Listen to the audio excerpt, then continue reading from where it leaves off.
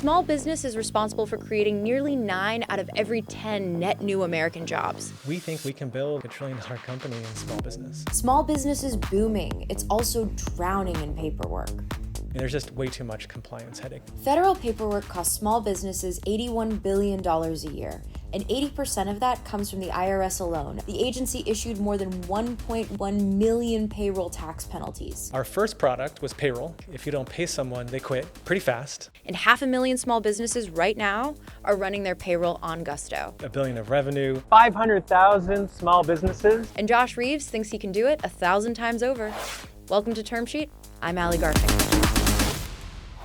Now, before we get to my interview with Josh, on to this week's news. And the topic is Anthropic. My sources have been telling me that Anthropic's funding round, valuing the company at $900 billion, is coming together, and that there is an absolute feeding frenzy for Anthropic shares. Now, remember, this is all happening in the secondaries market mostly, in a shadow market. There are very few people who are directly texting with Dario saying, yes, I've got some shares. And you're sitting here thinking, well, why does this matter? Well, we're headed towards what I believe will be a summer of reckoning for the private markets. When the SpaceX IPO goes out, that is going to be the first real test of what the secondaries market can ultimately handle and what actually was real to begin with. And Anthropic is also probably going to be tested later in the year, or at least is widely expected to go public. I'm going to be really real with you guys. I do not know if the $900 billion price tag for Anthropic totally makes sense to me. I'm not saying it will never make sense. I'm saying it maybe doesn't make sense right now, unless I suppose it does. So my question is, what would you be willing to pay for a share of Anthropic? What's your pain threshold? How bullish are you on the future of that company and of OpenAI and of SpaceX? Drop a comment, send me an email. I would love to know. And now, on to my interview with Josh Reeves. Josh Reeves, welcome to Term Sheet. I'm excited to be here. I'm excited you're here. You know, we have known each other for a while, since I probably started writing Term Sheet, give or take. We've lived an entire life in the AI hype cycle over the last 2 years. I'm very excited you're here for a couple of reasons. One, I think you're an example of somebody who has grown a company to be quite large, to scale, but you've done it really thoughtfully, pretty much every step of the way. And you've been very honest with me about all kinds of friction. And we're here to break some news, is that right? Yes, we are.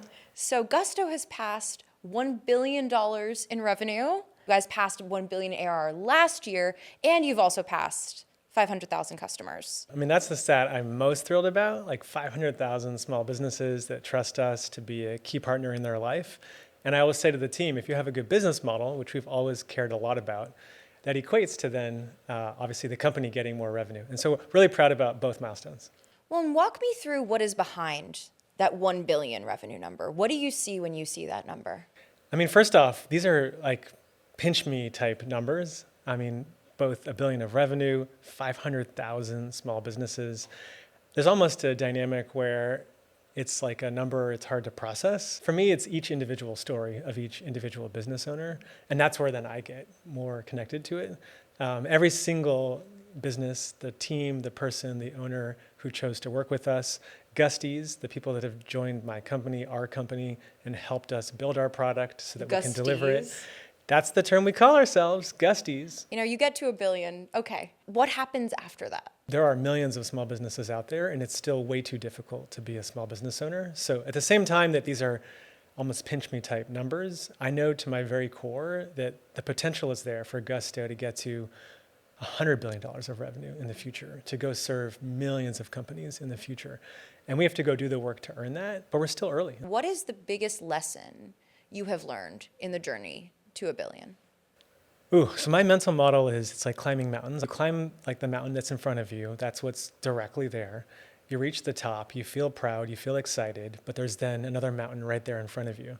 And that's the type of person we try to bring into Gusto. So from a hiring and team building lens, people that have this growth mindset, have this desire to go impact the world in a big, big, big way, want to be proud of how they get there, but have this hunger, this desire to go never be done. Like, we're never finished. There are so many things we can get better at. And as long as small businesses are still in a lot of pain and mostly dealing with a lot of stuff on their own, alone, we feel like we have a lot of work ahead for us. Who does Gusto serve, and what does Gusto do, and why? So we love helping small business. The why behind that, we had prior small businesses, startups that we ran as founders. I have 2 other co-founders. We had family running small business. We just deeply, deeply connected when we started the company with the goal of let's go help this audience. Small businesses broadly you could think of as 1 to 100 person businesses. Our first product was Payroll. We think of that as the least optional part of the stack. If you don't pay someone, they quit pretty fast. It's a factual statement. You would think. You would think, and it's verified. If you don't pay someone, they quit. But it actually is hard to pay people. Payroll is famously hard. Yeah, and it's very tricky, difficult. Obviously, we wanted to go make it easy, simple. This is when we started the company, use modern software, take kind of those 2, 3 hats off the business owner's head and say, we got this, we'll be your partner, we'll make this thing that's hard, complex, difficult, full of compliance, dramatically simpler. The employee matters in that as well. So one of the early insights was thinking of the employee as an equal stakeholder to the employer. A fun way to think about that is the employer is paying themselves too. And as we launched additional products like health insurance and 401k, they're actually giving health benefits to their family and their kids, and they might have retirement savings for them and their wife or partner, spouse, husband. So, we've expanded what we do quite a bit over the years. And frankly, especially now with AI, this is the most amazing time of my life to build. We're dramatically expanding the breadth and depth of Gusto as a product, but it's not for the sake of it. We think about, you're a small business owner. Most small business owners are 3, 4, 5 employees. What are the pain points in your life? What's hard? What's difficult? And as long as there's something difficult or painful, we think about how can we make that thing easier and simpler. It's not like every entrepreneur in Silicon Valley is sitting there saying, yes, I really would like to build HR software for small businesses. Or just small business in general. Yeah. But I would argue it's the most exciting segment market to focus on because they are all around us. But the sort of enterprise SaaS playbook for a long time was you get these giant contracts and they're reliable over a period of years. We've of course been watching that collapse a little bit under the pressure of AI. Do you have a SaaS apocalypse take? My SaaS apocalypse take is very simply, there's pure software and then there's companies that do actions. I think pure software is in more duress because now anyone can build software faster, easier than ever before. Everyone can have access to it though. So the companies that do have products, customers, traction, if they go move and are able to build as quickly as others, maybe they still have a path to long-term success. But pure software is a scary place to be right now. If you're doing actions for the customer, I think you got to look at what the actions are. For Gusto, those actions are compliance actions. And it's, again, putting our name against it. Do I think OpenAI or Anthropic want to be responsible for that tax filing, put their name against it, and liable if it's done incorrectly? I don't think so. And does a small business owner want to be responsible and liable? No, they actually want to focus on building their business, building their team, building their product. They don't want it to be a burden for them anymore. They want it to be done and done correctly. And so I actually, again, come out of that for Gusto being really bullish that what we do has never, it's always mattered. If you don't actually do the filings correctly, if you don't actually set up a 401k the right way, if you don't set up health insurance right and your kid gets sick and they don't have healthcare by accident, these things have always mattered. They matter today. They're going to matter in the future. So I feel like there's a bit of an orthogonal dimension to it, but absolutely there's a lot of noise at mid-market enterprise. There's a lot of noise in pure software. I guess I can eat popcorn and watch the show a little bit, but mostly I like to spend time just building Gusto, helping small business, improving our product, expanding our product. And that's what really gets me going, frankly. Well, you say something really interesting, which is this idea of responsibility, liability, being able to say it's not just the software, it's the actions that matter, and that there's maybe a moat around that ultimately. Look, actions and outcomes come from what you show and what you do. In my opinion, absolutely. We now process and have processed, several $100 billion of payroll. That's other people's money that we move and take very seriously. We help over 500,000 small businesses. As long as we focus on actions that, the business owner doesn't want to do, that we can do on their behalf, and as long as we can be that partner for them and give them superpowers, I kind of again, that a lot of folks focus on mid-market enterprise. We think we can build $1 trillion company in small business. And so we're only 1 decade in. We have decades to go. Walk me through the very beginning. Let's go back in the day. I had less white hair. I had no kids. This is in my 20s. We came together, me, Tomer, and Eddie, And the three of us are as committed, as involved today as we were back then. You guys lived in a house together, I We're think? living in a house in Palo Alto. Two of us were living there with other roommates. Eddie was actually living in San Francisco. Early on, all we wanted to go prove was we could build a product that worked, that actually helped the customer. How did the three of you meet again? Eddie was an undergraduate classmate at Stanford. Tomer came out for grad school. And we had all had prior startups. Tomer became my roommate, so we were living together. Eddie and I ran into each other at the beginning of a half marathon race that he was dared to run by a friend of his with no training and no practice whatsoever. Wait, what? And That I didn't know. And so that's fortuitous. Like, we had kept in touch, but also not been super close. Literally ran into each other and then grabbed lunch together and realized we were at this point in life where we wanted to tackle a really big problem, make it better. And again, small business really connected for us because we had family working and helping small business. We had our own prior startup experience. And we really wanted to tackle something that wasn't just going to be for Silicon Valley. That was important to us. And you have to think back to this time frame, 2010, 2011. Instagram had just got bought by Facebook. And there was a lot of attention on what was called social, mobile, local, if you remember. Mm-hmm. And we just really, I don't know, I've always had a mindset of like, go to first principles, think about like what the actual root cause need is. And if that happens to be against what's popular at the time, so much the better. And what was popular at the time was doing stuff in social, mobile, local. And so when we did YC, we were part of the YC Winter 2012 batch. Like, we were the outlier company that was kind of like doing stuff for businesses. It was like back office. It was for small business. What was the hot thing in YC that year? iPhone apps for social media and social networking. It's a different market, different segment, not what we focused on. You're being more diplomatic than I am. But I imagine there are only so many companies out of that batch that survived, let alone have reached the scale of something like Gusto. I ask because it does make me wonder about all of these people who are going through accelerators right now who are like, we're doing AI for enterprise X. And I'm kind of like... I mean, my advice when I meet founders, I know you share this, is what is the thing you're trying to fix? What is the underlying problem that really deeply activates you, where you almost feel like you have to start a company to go fix it, and that's the best way to fix it? But like, you're trying to go fix something, right? I don't think companies exist for the sake of it, any company, Gusto included. We exist to go make something better.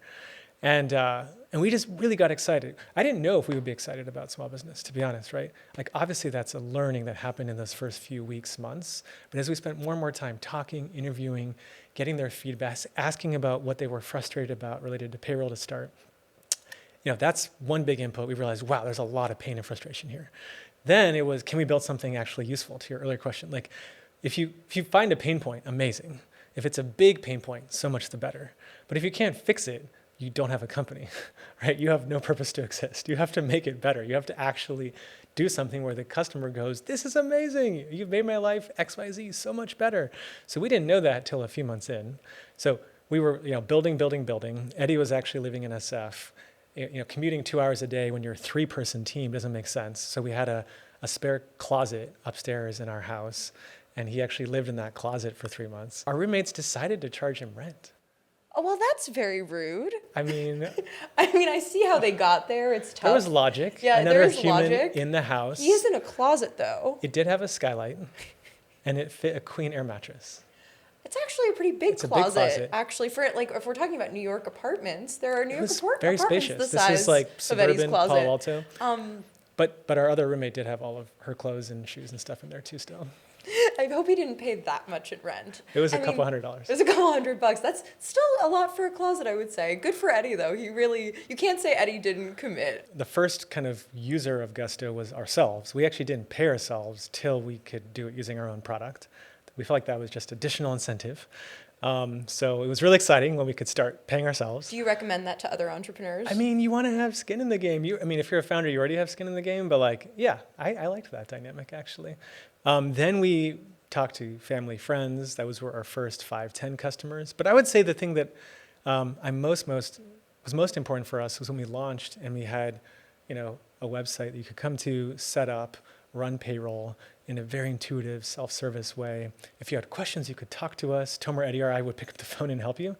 But when we started having customers sign up who we did not know, we had never met. And we started finding out they heard from someone else who was using Gusto. That's when we knew we were onto something really interesting. But And you started to see the network effects. yeah, and like even today, the biggest way we grow is through word of mouth. It's literally through small business owners telling other small business owners, or their accountants and bookkeepers telling other accountants, bookkeepers, you should go check out Gusto. Family is still really important to us. They have since retired, but Eddie's mom ran a doctor's office. His dad was the doctor. And so he had a lot of exposure to them running payroll as a child. Absolutely, they became customers of Gusto when the practice was still live. And one of the funny anecdotes there, she would call into our customer support team, more to just like stress test the system.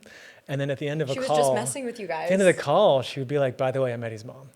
She even at one point like bought a local ad in her newspaper and created her own ad for the company. Walk me through what it took to get from we're building the product, so it's good enough that we can at least pay ourselves with it, yes, to we're getting phone calls now from people we don't know. Yes. What was the space between those two things? So I think we ran payroll for the first time in like March of 2012. We onboarded, I would say, friends and family in those following several months. So we actually didn't launch publicly. Like you could go sign up for Gusto and not know us at all till about December of 2012.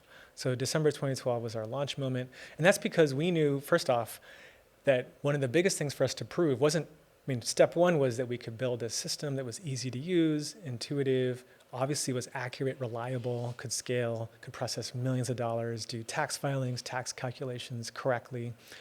But the next big thing we had to prove was, since we're focused on small business, this has to be an inbound engine where word of mouth drives top of funnel. And then you have a onboarding experience that takes something that people thought of as very complex and messy and has a lot of very sensitive data, right? You're giving us information about your business, about you as an individual. It's bank information, it's social security numbers, it's your children's information. And then 5 days later, guess what? We're debiting $10,000 from your bank account, right? For payroll, to pay taxes, to pay your team. But the trust that's required for that, we knew it had to be a system that was very easy to use so that the customer could just go through it and have it be this magical, it was that fast, it was that simple. And I remember actually when we did the run payroll flow for the first time, it would just run and it'd be done. And it would say, you ran payroll.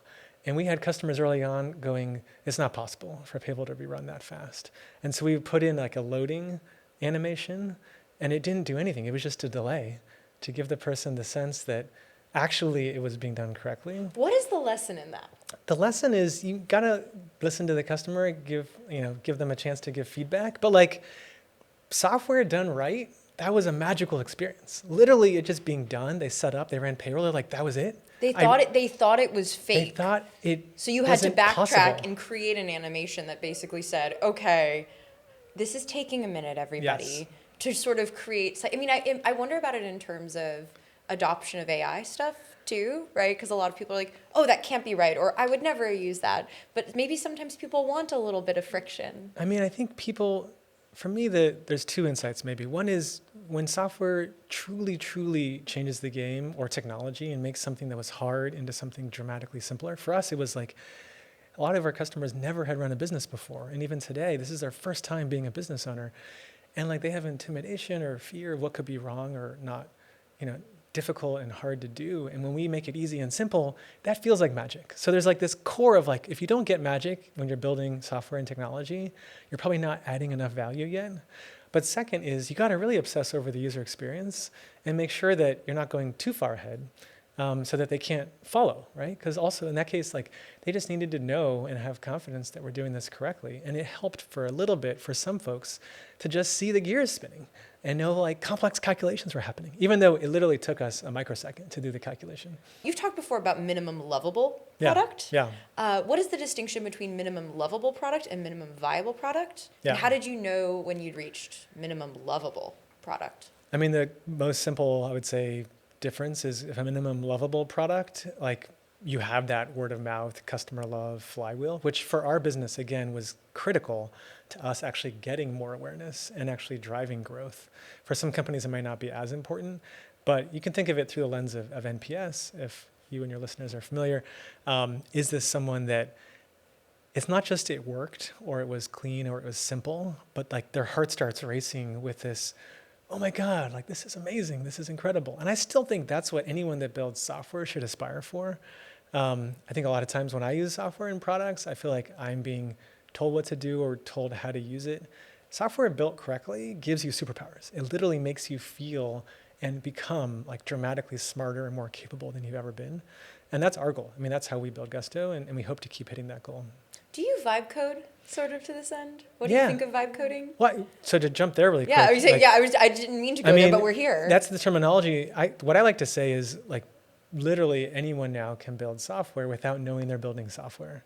Now that's an incredible, empowerment dynamic. I also like what I read or heard somewhere, which is the most popular programming language of the moment is just natural language, English, right? Or whatever language people use. I think that's fantastic. Now, I'll caveat that by saying, obviously there's different skill levels in building software. Yeah, like you couldn't vibe code payroll software, or could you? I don't think so. I mean, I can break that down. So software, like the interface piece of it, has now become easier than ever to build, right? That's amazing. Gusto has never been a pure software company. We go do actions for people. That means that we go not just show you how to give us information. We take that information. We then go do the tax calculation. We go determine what filing to do. We go then do it for you. We put our name against it and say, we'll make sure it's done correctly. And if there's any follow-up issues or challenges, we're responsible to go fix it. So I think there's a big difference on this topic between pure software companies where it's just like a web application and a database and you can go do stuff and it helps you, but you kind of just use it as a tool versus companies that do actions on your behalf. I call it a system of actions. Gusto has always been a company that does actions for the customer. I think that's a big difference between the two. So like we're using a lot of these tools and technologies to build more product faster and quicker for our customer. And that's really, really exciting. But with all the change that's underway, I'm more excited than I've ever been because it feels like the ingredients are there for us to go do more for small businesses faster than ever before. So now Gusto did not start out as Gusto. It started out as Zen Payroll, and then in 2015, you rebranded to Gusto. Can you tell us a little bit about that trajectory, that change? Because most companies do not successfully rebrand at all. Yeah. So the backdrop is when we were in 2012, we had about 10 minutes to choose a name because we're focused on building the product. We looked on GoDaddy, found a name for, I think it was like $7 or $8, and it was Zen Payroll. And we knew that was going to probably be a placeholder, but now that we have a name, we can focus back on building the product. Fast forward to 2014, we discovered and got really excited about the name Gusto. It's a more flexible vessel. My philosophy on naming is ultimately what you do with your product is what matters. Like, do you actually deliver value? But you want a vessel that has the potential for you to tell your story. And Gusto is just a better vessel for our company. We then did the change in 2015. We coupled it with the launch of our second big product area, which is health benefits. And then we had about 10,000 customers at the time. And you called all of them, right? Yeah, we wanted to make sure they all knew we were the same company with the product they loved and wanted to obviously keep using, and that there's no surprises here, right? Nothing is changing behind the scenes. What is this Gusto company that has shown up on my bank statement? And we're going to debit money from their account. We wanted there to be no surprises. We wanted to be very intentional about it. And so, we thought of, with about 150 people at Gusto at that point, 10,000 customers, we did the math. We're like, hey, let's everyone, the whole company, me, the entire company, just do phone calls to every single customer, share with them that, we made a name change. We're the same company. Give us feedback if you have any. And, we're launching this additional product around health benefits. Let us know how we can help you better. And it was a really, really fun couple days. How much job dislocation are you seeing from AI? Like what is clear through Gusto data and what is kind of hazy? Yeah, so what's clear in our data, which again is small business data, is the pace of hiring in companies. If a company might have previously gone from 2 to 3 employees in this time period and then 3 to 4 employees, that's slower than historical. Or maybe they would have jumped, to 4 or 5 employees and they're not making that jump as fast. So we see less of that ramp in headcount. We think that's logical. That actually doesn't affect our business model very much because, again, for us, most companies stay very, very small anyways. What do you think is most misunderstood about the state of small businesses? I guess for me, it's just, maybe putting on the capitalist hat. Like, It is an enormous market. I think everyone feels what gets us going is the heart part of it. Like I love being at events, activities. We hosted a bunch of customers yesterday, and obviously we hosted them at a restaurant that happens to be a customer as well. So, small business being all around us, it being a joy to help them has always been true. We've had this blip of 150 years of large companies having lots of control and lots of power. And I think it'd be amazing if that shifts back to small business. We see some of that happening today. I think it's going to continue. How do you think about going public? No timeline to share, but I would say if we're going to build for many decades, the companies I most admire and respect are public companies. And I think there's one of the positives of being public is how cool would it be for many of our small business customers to own become Gusto shareholders? Stock. Yeah. Yeah, right? And actually be able to love Gusto, tell their friends about Gusto, but also buy stock in Gusto. That's probably the most positive thing I can think of. And again, no timeline to share. We're focused right now, especially with AI, on how to bring all these amazing tools and technology to bear to help accelerate and bring more Gusto product to more small businesses. But at some point in the future, it'll make sense for us to be a public company. And I'd be really excited to have many, many of our small business customers or even non-customers own Gusto in the future. Josh, you have a unique distinction in sort of my career. You are one of the few people I've ever covered whose mother I have actually met and spent some time with. Your mom is a really important part of your story. Your families are a really important part of your story. You, Tomer, and Eddie all come from immigrant families in some capacity or another. Can you talk a little bit about how that's influenced you and how it's influenced the trajectory of Gusto? Yeah, absolutely. My mom's an immigrant from Bolivia. Eddie's parents are immigrants from Korea. She's lovely, by the way. Yeah. You met obviously all the Josh's moms. mom. You met Eddie's mom, and you met. Hi, Eddie's mom. Hi, Tomer's mom. The core concept there that I really, really deeply believe in is a mindset of turning nothing into something. And I think anyone that knows an immigrant or has an immigrant in their family, obviously you can have this mindset if you're not an immigrant, but it almost is a requirement if you're an immigrant. You're going to a place you don't know anyone, and you're going to have to figure out and learn how to live there. My mom happened to have to learn a new language. She was in university at the time, so she put herself through school. And so this idea of turning nothing into something, taking on that responsibility, taking action, going and doing something that hasn't been done. For her, it meant being the first in her family to go to college. For my dad, it meant being the first in his family to go to college. It meant, both became teachers. This has nothing to do with tech and startups. To me, entrepreneurship is this concept of going and turning nothing into something. They were entrepreneurs to me in their life, even though their livelihood became teaching. And so that mindset to me was a big exposure to how I was raised. It happened to be the same for Tomer and Eddie. For me, the way we apply it in the context of software and technology is we're builders, but any company that is creating something for the first time is doing this dynamic, is turning nothing into something. And today we've turned a lot of these ingredients into helping over 500,000 companies. Tomer, Eddie, and Josh's moms all hang out. They've been on trips to Disneyland together, for example. And I was sort of, as someone who's been very influenced by my own family, I really believe in that old Southern saying, you got to dance with the one who brung you.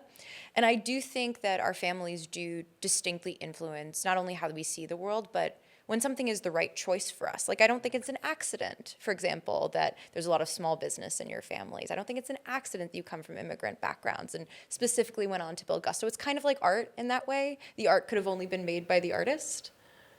I mean, I think there's a connection there. For me, it's core value system.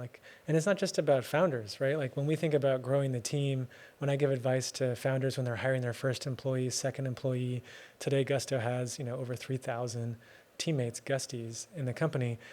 It's this, what brings you together? It should hopefully be a shared purpose, but what is the underlying life philosophy that brings you together?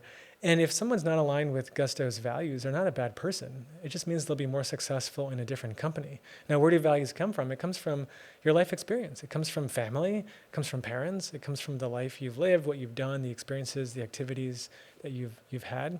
And so, this is to me the whole bucket of the how. The what is important. The how is also important. And in our case, probably just adds even more magic to the mix because small businesses themselves have so many incredible, interesting stories to tell. And, we're in a position to connect with them and tell those stories. It reminds me of something you once said to me where you're like, we we are not a family business, but we do try to treat each other like family and be informed by family. Well, I would say, I don't think family, I yeah. mean, to unpack that, I don't think family is a good analogy For or businesses, metaphor I for agree. a business. I think team is a good one. Yeah. Right? Like team is where you come together because, there could be teams where they come together, do amazing, either work or compete if they're a sports team. And then at some point doesn't make sense for that team to be together. There's next chapters for those folks to have in their life. So I like the team metaphor analogy. And it's fantastic. It's wonderful when there's guestees that have had multiple chapters inside the company, and we celebrate, these different gustiversaries, whether it's 5 years, 8 years, 10 years. I think of life as chapters, and like one can have many chapters in one company, and or they can have chapters across many companies. Life is long. We've talked a lot about some very serious things, from the state of small business to the possibility of the public markets, but I have a very important final question. Yes. Shoes. What is up with the shoe policy at Gusto, or lack thereof? It seems like there is a policy. Tell us about the shoe optional policy at Gusto. Yeah. I just think it's telling.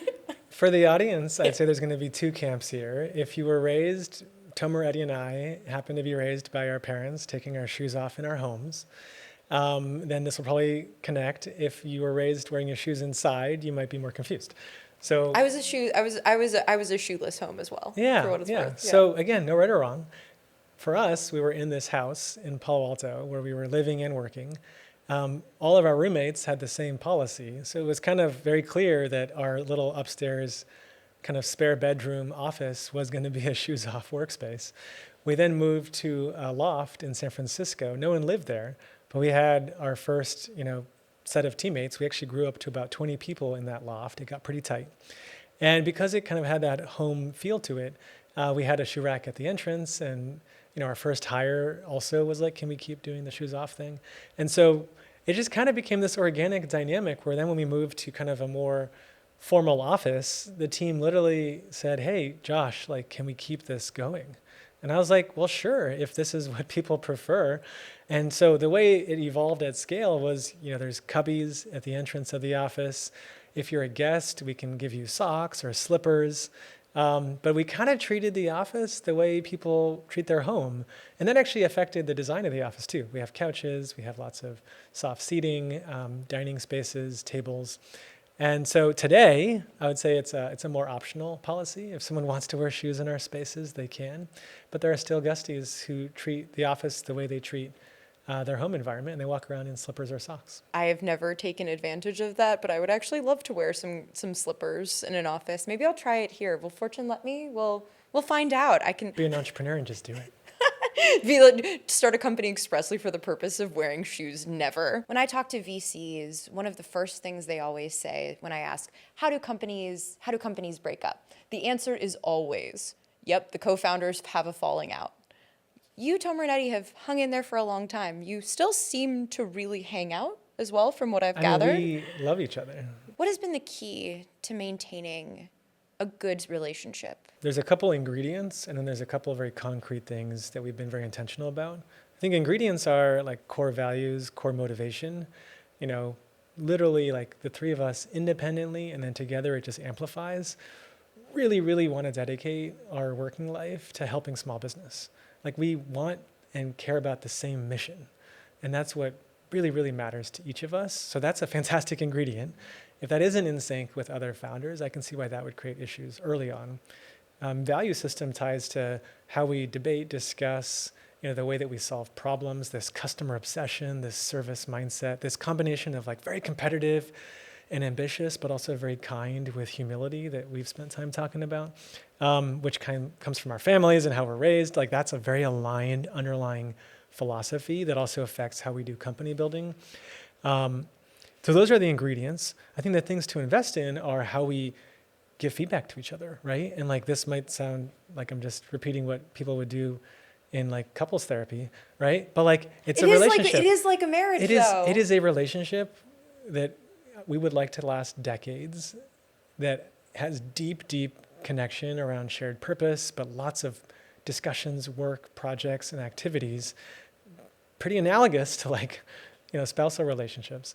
And like those, what makes them work really well is being really direct. If something is in disagreement, you engage in that discussion. You have a foundation of deep trust, but how you navigate those disagreements is what usually defines the strength of that relationship. And I love the fact that we don't agree all the time. We have lots of debates. We have lots of discussions. And from it, we get to better ideas. That's how we run Gusto, right? We don't want everyone nodding their heads saying, Josh is right, let's agree with him. We want to have debates. We want to have discussions, whether it's founders, leaders, or a broader company. Then we want to make decisions. Then we want to lock in and go deliver on that thing that we're committing to. So that's been really helpful. And then there's probably some random type of stuff. I mean, Eddie would probably say one of his funny spotlight. We were at a panel with customers yesterday. One of the things I initiated, which I'm grateful he has continued to support, is after any one of our Tomer, Eddie, Josh work sessions, we end with a long hug. Literally. You all just group hug. Like a long group hug. And Eddie is always the one that's most uncomfortable, earliest, and we just years later long hug it. Years later he still does it. He bails first, yeah. So basically what you're telling me is next time we should bring Tomer and Eddie. We should put all three of you on this couch. If you want, we will long hug on camera. And you will long hug on camera. Perfect. Josh, thank you so much. Grateful to be here. Grateful to celebrate small business. We're still early in the journey. That interview was really a reminder that as we have the conversation about how AI is going to reorganize labor over the coming years, that we really need to be watching small businesses, not only because they are important, but because they will be an indicator. That's it for Term Sheet. I'm Allie Garfinkle. See you soon.